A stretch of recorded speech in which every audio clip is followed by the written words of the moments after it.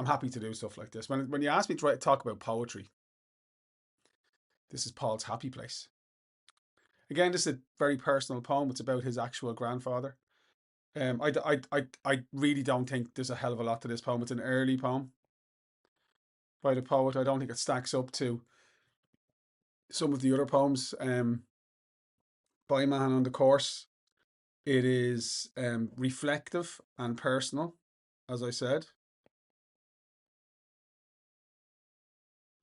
And for me,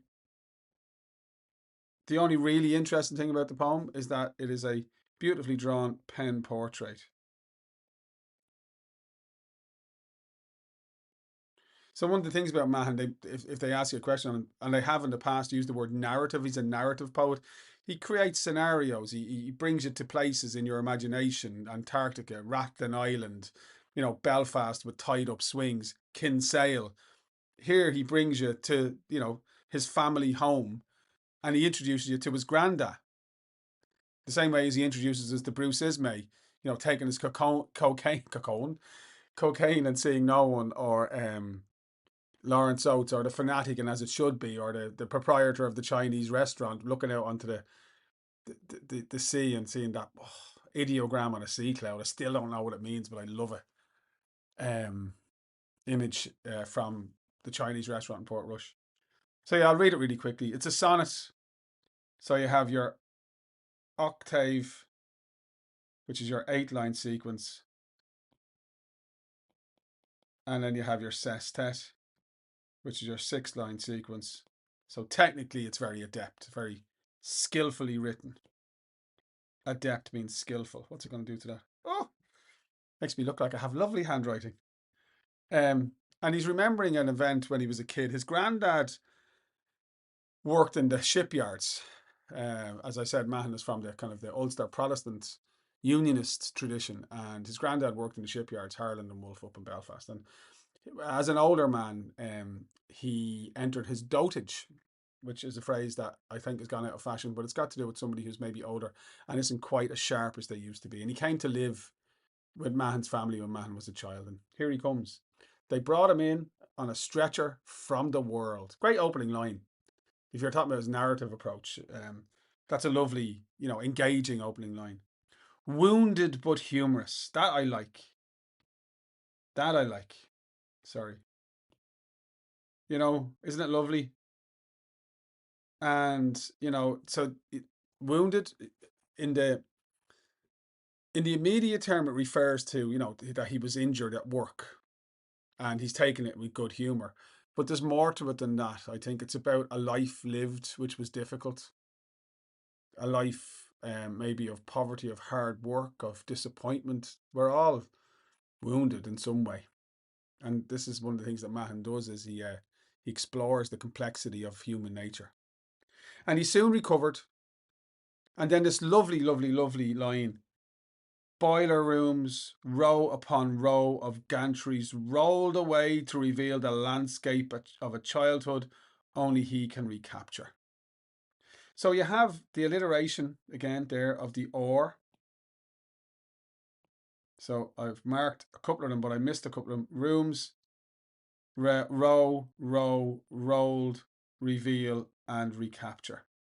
So again, the alliteration serves to, yes, create rhythm, but also simply to draw our attention to the line, to make my handwriting is, I can't get over it. To make the line, my thing with alliteration, and everybody's different. Obviously, we know what it is. It's the repetition of initial sounds, and it creates rhythm. But it's more than that. For me, when you're reading a line that's alliterative, the repeated initial sounds, it makes you slow down. It makes you say the words with a little bit more deliberation. So it causes you to focus more on the line. The colloquial phrase I often use is, it makes the line pop off the page, and I think that's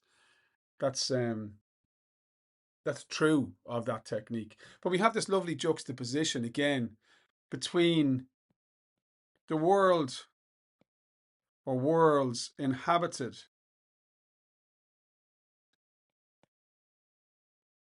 by his grandfather, the world of the shipyards, boiler rooms, gantries. A gantry is like, scaffolding. When you're building a ship and there'd be the scaffolding around the ship and the different workers. And if you've ever been to the Belfast, the Titanic quarter, they, talk about all the rivets that they put into the ships and so on. That's what it is. It's an industrial scene. And there's this image of the grandfather's life being, that industrial scene. But then when he comes to live with them, he's kind of, that's behind him, and he's now kind of almost back in his childhood because he's entered his dotage. And this childhood is something that only he can recapture because nobody else that's there could share it with, or could share it with him. So it's a lovely image of a man at the end of his life thinking of the beginning of his life, of the connections between the different stages of our life and how our childhood is what forms us, and that never goes away. I think that's, again, as I say, that's what I see when I read. I think it's lovely. I think it's personal, but again, like everything Mahon writes, it's philosophical. Even on cold mornings, he was up at 6 with a block of wood or a box of nails, discreetly up to no good, or banging around the house like a 4-year-old. And of course, if you want to mark that, that's a lovely simile. And banging is another example of onomatopoeia. So really, he's capturing the idea of his granddad, no longer working, but still, ingrained. My dad was in the Air Corps from the time he was 16 till the time he was about 40. And he's 80 now, so that was like a lifetime ago when he retired.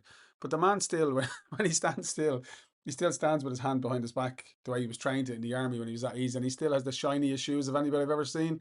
And he will not go out the door without having his shoes shined. So it's got to do with conditioning, I suppose. And the grandfather gets up at 6 o'clock every morning because that's what he did his whole working life. And the grandfather keeps busy, has to be doing something, has to feel useful, even if it's like messing around with a block of wood and a box of nails. There's a humanity to this man, you know. And he was a bloody nuisance around the house, by keeping everybody awake and like a 4-year-old. But of course, 4-year-olds can be a nuisance, but we also love them and want to protect them. And that there's a sense of that love that the poet feels for his grandfather here. Never there when you call, but after dark you hear his great boots thumping in the hall. That's again another lovely example of onomatopoeia.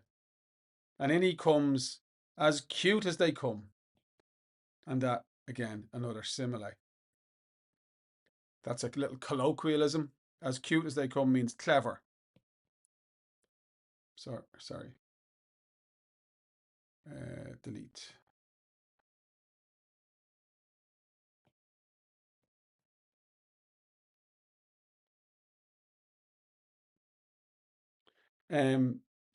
So there's a sense of him enjoying his grandfather's playfulness.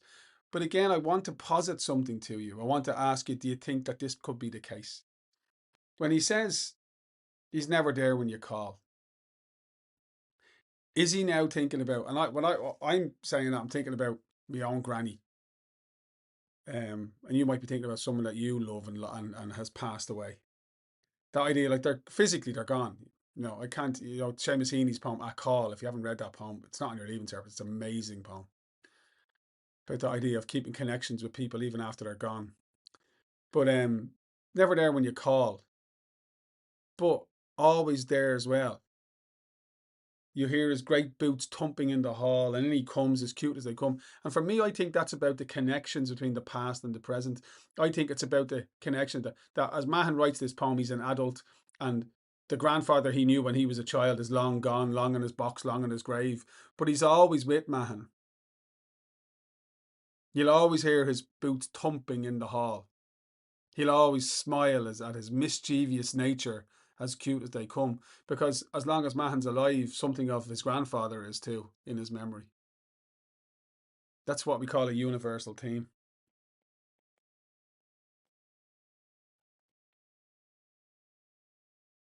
I don't know what that's going to go like. It's fine. Each night his shrewd eyes bolt the door and set the clock against the future. And then his light goes out. And again, this image of light going out, has to be a reference to not only the night when he puts his light out, but also like death and passing. Nothing escapes him. He escapes us all. And it's a lovely conclusion to the poem. I think it's about identity. The repetition of escapes is important. There's a sense of loss there. I mean, when we think of escape, we think of relief. Um, Nothing escapes him means that he was clever and he didn't let anything slide by. He escapes us all is a sense of like we've lost him. So the last line of the poem I think condenses Mahon's feelings about his grandfather into one very simple 7-word line. And it's all about admiration and grief. So if that contrasts with what your teacher said about grandfather, remember, my name is Paul and I don't care, but I love poetry. And I wish that we taught it differently. I wish you were able to enjoy it. But then if you weren't studying it for an exam, would you read it at all? And doesn't it enrich our lives a little bit, even if you hate it? Hope you found that useful.